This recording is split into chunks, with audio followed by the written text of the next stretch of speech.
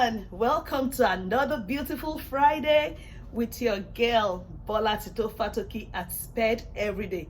I am super excited to be with you today as usual, and of course we'll be talking about those skills that would help our individuals with exceptionalities to be more accepted and acceptable in the community. In previous episodes, we've talked about how people should come out and rally around our individuals with exceptionalities, how families should support, how churches should support, and people, just generally in the community. But now, I talked about it. Supporting someone is a different thing, but how can it be easy or possible for people to actually support? Now, it boils down to our individuals with exceptionalities and what we do at home as parents. If I want to support someone, it's easier if I see this person is clean, if I see this person is, properly groomed. So how do we do that? By helping and supporting our individuals with exceptionalities to have these skills. They are called life skills. You want to build social relationship with someone. Not everybody would want to truly or move close to someone with mouth odor, dirty body, not cleaned up, that has germs. You wouldn't even want your child to move close to people like that. So let's start from home. Let us start from home. Whatever thing we do or whatever way we want our child to be accepted outside starts with us. And that is why this year our focus will be on the daily living skills, the life skills required or needed for our individuals with exceptionalities to be able to grow independently and to be able to function not just on their own, but socially acceptable to others. So this week, our first daily living skill will be on personal hygiene. If I want to meet someone for the first time, or I'm going to talk to someone for the first time, first of all, what do I want? I want to talk to someone with clean mouth, teeth. I don't want to move closer and say, "Oh, can I help you?" And then, I would definitely pull back. And likewise, you watching me or as a parent. So why don't we start with helping our child with their oral care, and not just helping them, but supporting them to let them know how to do this. That is important. So today, I'm going to be talking about personal hygiene, and I've broken personal hygiene into 3 parts. One is bathing, the second one is grooming, and the third one is oral care. Now, talking about bathing, most of the time we'll think or we feel like, oh, my child is not going out and I can just leave him, or he doesn't like water, or no, maybe he doesn't like soap, or it's too little. Let's think about all that we do to help our children with exceptionalities. One thing about them is that if you are not consistent from the beginning, it will be hard to let them learn those skills when they grow up. So consistency, early intervention is important. Don't just leave your child without bathing. I know how hard it is. I know we're already going for doctor's appointments, struggling with the education and all that. But think about this. When children are learning stuff, there are some prerequisite skills needed. That if these things are not right there, if they don't have it, they're going to lose almost everything. Imagine you sending your child to school to a teacher to learn from that teacher, but this child has some kind of body odor. I'm telling you, nobody in this world will be able to give the best to that child, because everybody wants to stay around someone that is clean. Everybody wants to stay around someone that has nice smell, nice odor. And like a friend was telling me, she said, look at these guys or girls or ladies trying to get a man. Before you even know what is up here or in here, you want to look for a presentable man, or you want to look for a presentable lady. Your child brings someone in as a friend, but you look at the person housecraft. It's a different thing if wearing clothes that are expensive is different. But being clean in whatever you can afford, that's the best. So imagine somebody walks into your house and you're like, it's open and it's smelling everywhere. That's a push away. You won't even want your child to mingle or talk to people like that, because you'll be like, oh, it's not healthy for my child. So personal hygiene basically focus on how you care for your body. How do you care for your child? Remember, most of our kids with special needs, they need this support. Because of the learning disability, they may not grow to understand and know how to be able to push themselves to take care of their hygiene. So thinking about their health is one important thing or area of personal hygiene. Then thinking about how it is going to affect them in public. How does it affect others with them? How does it affect the relationship they have with others? Is it going to make it easy for them to be socially accepted in the community? No.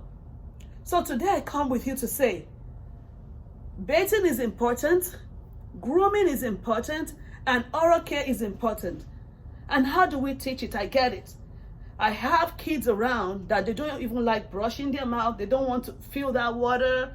You know, some of them are scared. The toothbrush is scary. Because look at me. Between you and her, it may look so easy, like, oh, it's just brushing. But to our kids with maybe autism, learning disability, they cannot process it sometimes. The toothbrush may look to you like a toothbrush, but to him or her, it's looking like maybe a spider. So how do you get a child that sees a toothbrush like a spider to brush their teeth? How do you get a child that looks at soap and feels and feels is drowning in them? And how do you get that child to be able to take a bath or to take a shower? Now, this is why I'm here today. I want to talk about, I'm going to give you 3 tips. Let me say 4. I'm going to give you 4 tips today. I have 9 tips in all. So make sure you do not miss this video next week so you can hear the other tips. First of all, using short stories. Look at the world today.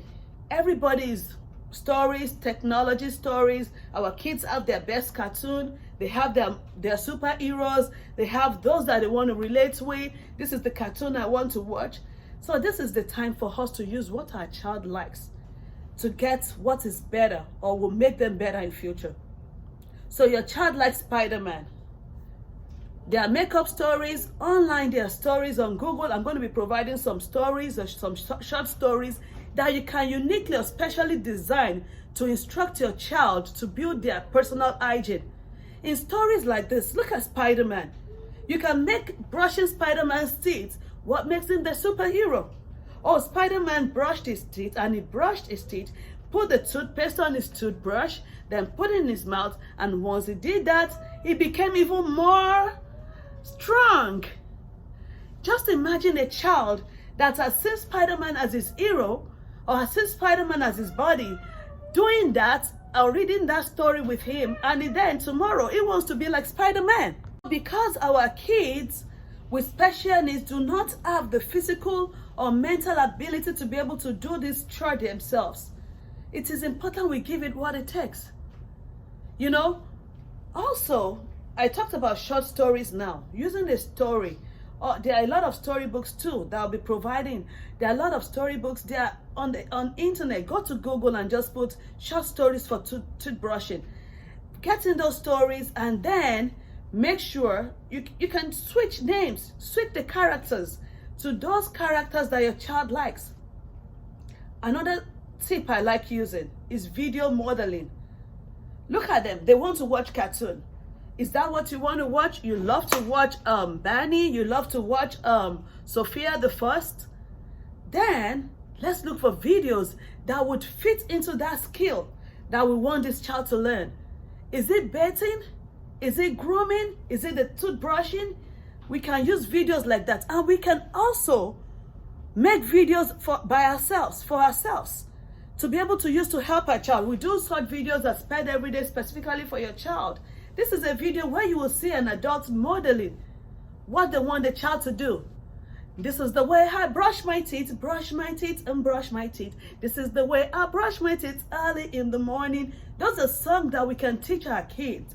And then this child is not just seeing it as, oh, brush again. It's fun time. Most mistakes that we make as parents is that we tend to want to push them to do it. We tend to want, because we're tired. It's exhausting, it's stressful. So we tend to want to do everything like, oh, it's time to brush. But let me tell you something today. It's not spoiling your child, trying to get a way to be able to let your child do some things. When they don't have the ability to think it through, that's not spoiling. But we are using what we have to get what we want. We are reinforcing. We are trying to condition the skill into them so that when we are not there, they will be able to do it joyfully. You know, I remember sometimes as a child, I wouldn't like to eat because, you know, it just looked like work to me. And then you see your parents say, you have to eat what I have. So every time I want to eat, I see it like, oh, food again. Now they will start yelling at me or telling me what to do or to eat. You know, until maybe my mom probably realized that, oh, now it's time to explain. Why do we need food? What will this food do for you? Okay. Now, I remember later sometime my mom would say, okay, now you love daddy, right? Okay, take one spoon for daddy. Take another spoon for mommy. So it's like, oh, I'm eating because I love my daddy, I love my mom. And that, you know, kept going. And so many others have been able to use things like that to help their child achieve or attain progress. Task analysis. That's my best everyday evidence-based practice, especially to help our children with autism. Using task analysis. What do you want this child to do? You want this child to wake up and be able to brush, or to wake up and be able to take a shower? Then you can break this down into chunks. Down, number 1, get up your bed. Number 2, walk to the bathroom. Number 3, pick your toothbrush, toothpaste and brush. You know, and it keeps going like that. Task analysis is one way to be able to help us to attain. It breaks the chore into chunks, and our kids are able to follow those steps if they're capable or able to be able to attain or to achieve that progress. Now, the final one, choice of materials. Choosing the right material. It's not us. It's not you choosing the right material. How can you choose the right material? By letting the person that you're trying to teach pick what he wants. You can't be trying to help a child to brush their teeth and then you're the one picking the color of the toothpaste, color of the toothbrush, picking the color of the sponge, the type of soap. This is the time for you to take your child to the store and then ask them, or bring choices. Since, you know, because of the quarantine and the social distancing, can bring choices. Hey baby, if you use the blue or the red, this is it, that is that, and you know, brush your teeth and, you know, talk this child into picking. Most times, even as adults, when we have the right or we have the choice to pick or to choose what we want, we tend to want to use it. So parent, can we just try these tips today? The first one I said, short stories. Yay! If you need me to give you short stories or to help you with short stories, just inbox me and I'll be able to do that. And also the second one I said, video modeling. Parents, you can just go on, turn your phone on and just do a little short video. You can even tell their favorite cousins to make a video of them brushing their teeth, or their grandpa or their grandma, someone they love to see. You can tell them to make a short video brushing their teeth, and then all you need to do is, oh baby, you want to do what grandma did in that video? Come on, play it, let's do it together. And then they can do it with you. Task analysis. Break those chores down into chunks. Break that task down or that skill down into chunks, and then your child can follow using that chunks to be able to read through and perform them step by step. And then finally, let your child choose. It's their own personal hygiene. So why don't you put it in their hands? Let them choose what they want. The toothpaste they want, guess what? They watch these cartoons every day. They see what they want in those cartoons. So let's give them the opportunity to be able to choose what they actually want to use, the color of their toothbrush, the type of toothpaste, the color of the sponge, the soap, the deodorant, and let's see how this works out for them. At least the end goal is just to get them to do it right, and not just to do it, to support them to do it right, so that when you're not there, they'll be able to do it independently without thinking that is a chore or a task. Think about it. Without good personal hygiene, your child may not have those supports that you really want them to have.